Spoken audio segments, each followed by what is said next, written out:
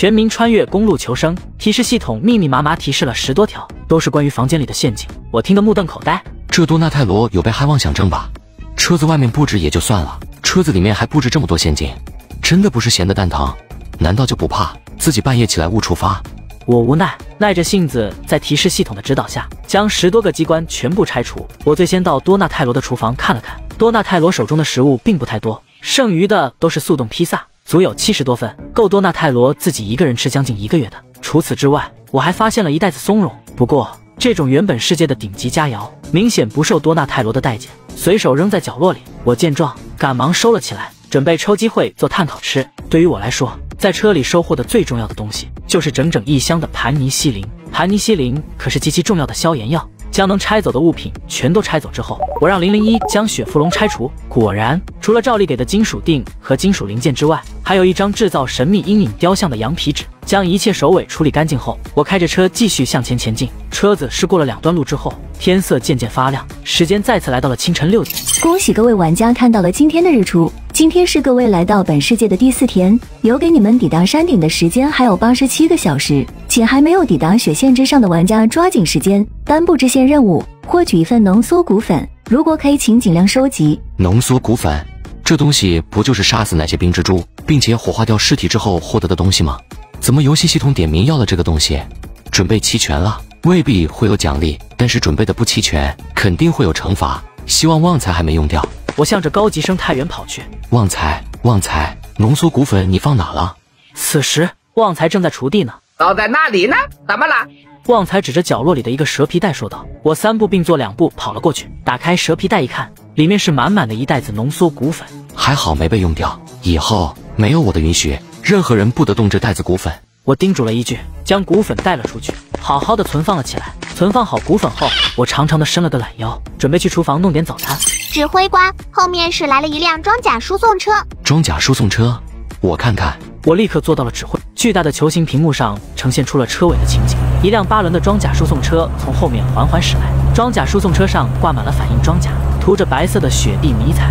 车顶一架12.7毫米的自动高频2用机枪，靠后的位置还有一门20毫米的机关炮。车身两边一连串烟雾发生器，装备看起来也算是可以了。玩家装备不错呀。就在这时，那辆装甲输送车开始加速，很快便与我的车子并行了。兄弟，要干嘛？没什么，都是玩家，看到你的装备不错，想要认识一下。对面车子的舱顶盖也打开了，从里面露出了一个戴着钢盔的脑袋。然而，我看着对方，总感觉哪里有些不对。我双手一撑边框，猛地跳了起来，站在车顶。我终于发现到底是哪里不对了。原来这个玩家只剩下了一个脑袋，他的身体部分居然是一只白白胖胖的血蚕。我操，这是什么东西？我吓得差点掉回到车里去，我的后背冒出了一阵阵的冷汗，将衣服湿透了。我下意识地去摸了自己的加特林机枪，看到我的动作，血蚕人也知道自己暴露了。他身边的自动机枪调转方向，指向了我，而我更加迅速，向旁边轻滑了一步，整个人掉入了驾驶室之中。别跑！血蚕人见状，立刻从车里追了出来，想要趁着我还没关闭顶舱盖追进去将我干掉。如果让我成功的逃回车里，他再想抓住我就不是那么容易了。血蚕人从车里跳出来后，纵身一跃，跳到了步兵战车上，随后扭动着巨大的身体，想要钻进我的步兵战车里。然而他刚刚靠近舱顶盖，突然从里面钻出了一个全身盔甲的家伙，手中举着一面硕大的塔盾。还没等血蚕人反应过来，硕大的塔盾就拍在了他的脑袋上。血蚕人被塔盾这么拍了一下，顿时感觉两眼金星乱冒，脑子一阵阵的眩晕。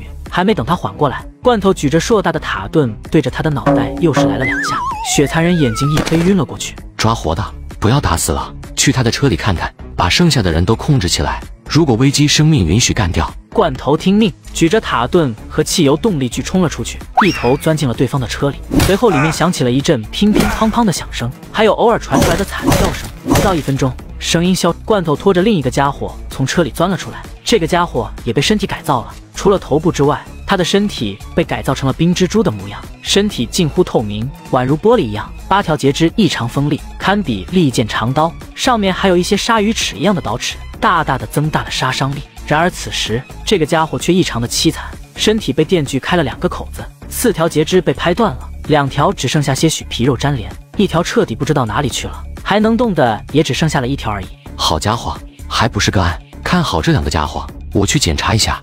我进入对方的装甲输送车里，装甲输送车也是经过改装的，不过里面并不是舒适豪华的客厅，而是一个会议室模样的房间。房间的中间还有一个沙盘，沙盘上显示的是附近区域的形状，甚至明显可以看到有几辆车子在上面移动，居然是地图。我看到这个巨大的沙盘，十分欣喜。然而，我尝试着搬了一下，却发现这东西居然是汽车配件，无法拆卸。我悻悻地松开了手，准备待会拼拼运气，看看能不能拆解出图纸来。我继续在车里检查着，很快就发现了一个小型的冷库，在里面挂了7、8条熏火腿和10多条熏鱼。下面的箱子里摆着成箱的奶酪和成桶的牛奶，看样子生活还算不错。我甚至还找到了一桶冰激凌。我兴高采烈地将这些东西往自己的车里运。将东西搬开之后，我愕然地发现了一件自己熟悉的东西，一尊神秘阴影的雕像。这雕像被放置在冷库的角落里，身上挂上了一层白霜。怎么又是你？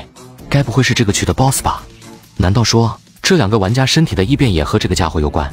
我的心中紧张了起来。面对神秘阴影这种充满玄学的东西，我就有些虚了。面对这玩意，哪怕是死都不知道是怎么死的。不过我很快又将心稳定了下来。老子有系统，还怕你干什么？都被老子拆了几次了，也没见到有什么反制，大不了今天就再拆一次，我倒要看看你要耍些什么花招。我将车里的物资搬了一空，等我来到车外后，雪蚕人正在悠悠转醒。说说吧，你是怎么变成这个样子的？那个雪蚕人根本就没有回答我的意思，反而扭动身体，想要蹦起来攻击我。然而我早就有防备，用粗大的绳子将它绑在了一棵1人多粗的大树上，任凭雪蚕怎么扭动身体，都无法挣脱绳子的束缚。不要妄想反抗了，